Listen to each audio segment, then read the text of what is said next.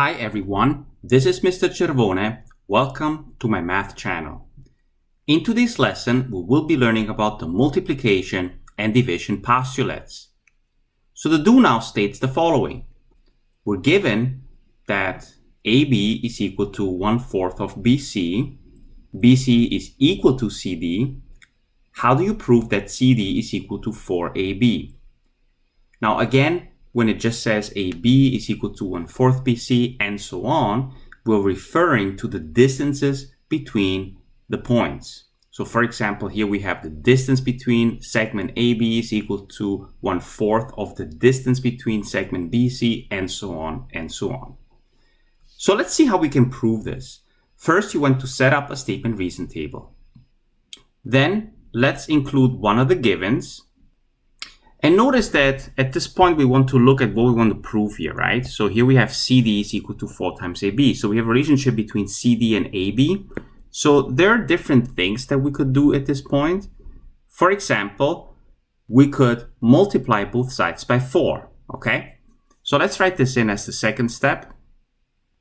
And I'm going to leave the reason empty for now because we'll get back to this. So what can we do for step number 3 here?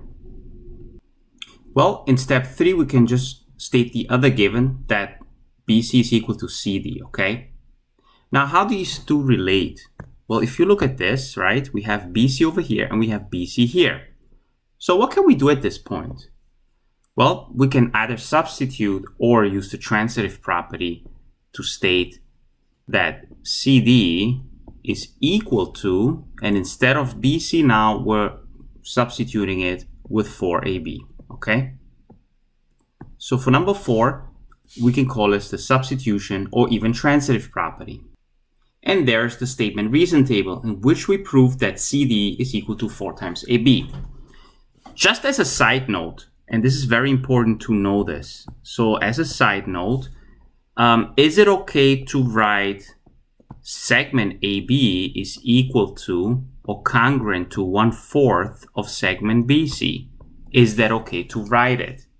Well, the answer is actually no. You cannot write that, okay? Because here we're dealing with segments when we're saying that. So when you're dealing with congruent segments, you're actually comparing the shape and the size, right? So there's no numerical value when you just look at the shape. So you cannot say it's 1/4 of that shape over there. You know, that just doesn't make sense. It's kind of like saying, okay, these two triangles are congruent, or one triangle is 1/4 of the other one, but what do you mean by 1/4? So it's very ambiguous, so you cannot write that. So you can only use measure when you multiply a number by another number, right? For example, in this case, when you multiply a segment by a numerical value. So that is okay here, okay, but not the first case. Okay, so if we go back to reason number 2 here, let's think about this. What have we done there such that we end up with 4 times AB equal to BC? Well, we multiplied both sides by 4. So this is where we need the multiplication postulate now, okay? Okay, so at this point, let's also define the multiplication postulate. It's very similar to the definition of the addition and subtraction postulate that I presented in the previous video. However, we have to change the wording a little bit here.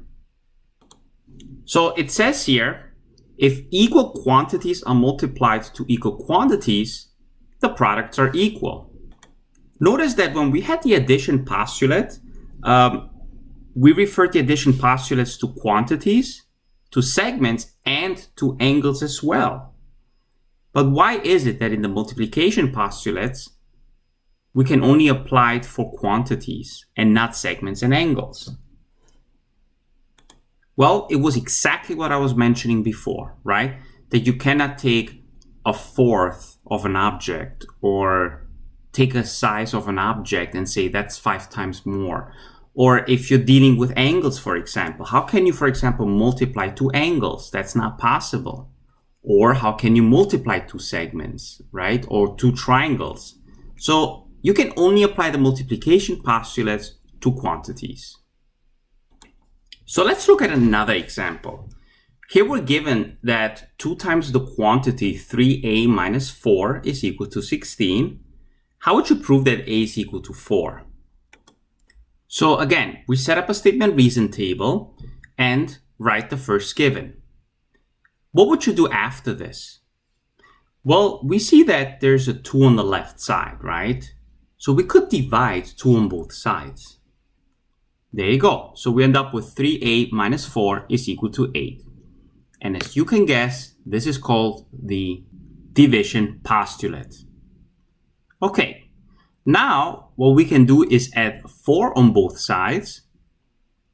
And we get 3a is equal to 12 because of the addition postulate. And finally, we can divide by 3 again. And now we have a is equal to 4 because of the same reason as number 2, which is the division postulate. So let's define the division postulate here. So the definition of the division postulate is if equal quantities are divided to equal quantities, the quotients are equal. Notice that if you look at the division here, something important must be said about C and D. Here, we also should add that C cannot be equal to 0 and that D cannot be equal to 0 as well. Okay, if not, we will have an undefined quotient. Now going back to this previous example, if you look at number 2, right? How do we get to step number 2 from step number 1? Well, we divided both sides by 2 correctly. Could we have used the multiplication postulate instead? The answer is yes. We could have also multiplied both sides by 1/2. And so what that means is that we can actually use the division and multiplication postulates interchangeably by using the reciprocal of the number. Okay, instead of dividing by 2, we can multiply by 1/2. So let's look at another example. Here we're given that segment AB is congruent to segment BC and congruent to segment CD. So we can denote that in the diagram with tick marks. We also know that the sum of AB plus BC plus CD is equal to AD, right? So now we're going from segments to distances, right? How would you prove that AB is equal to 1/3 of the distance from A to D? First, let's state the first given. Okay, so now that we stated the first given, what we should do is convert all of that to measure. So now we have that AB is equal to BC is equal to CD because of the definition of congruent segments. Then we're going to state the second given, that AB plus BC plus CD is equal to AD. And how can we use that given with the second step? Well, what we can do here is substitute BC for AB and CD for AB as well. So here we get that AB plus AB plus AB is equal to AD because of the substitution postulate. Or we can simply write that 3 times AB is equal to AD. And that does not require an additional step. It's still under the substitution postulate. And finally, we can write that AB is equals to 1/3 of AD because of the division postulate. And this is how we prove it using the division postulate. Again, in today's lesson, we learned about the multiplication and division postulate. And unlike the addition and subtraction postulate, these two postulates only apply to quantities, and that's it. So that's basically it for today's lesson. If you have a question, please place a comment on the YouTube video. Otherwise, have a wonderful day.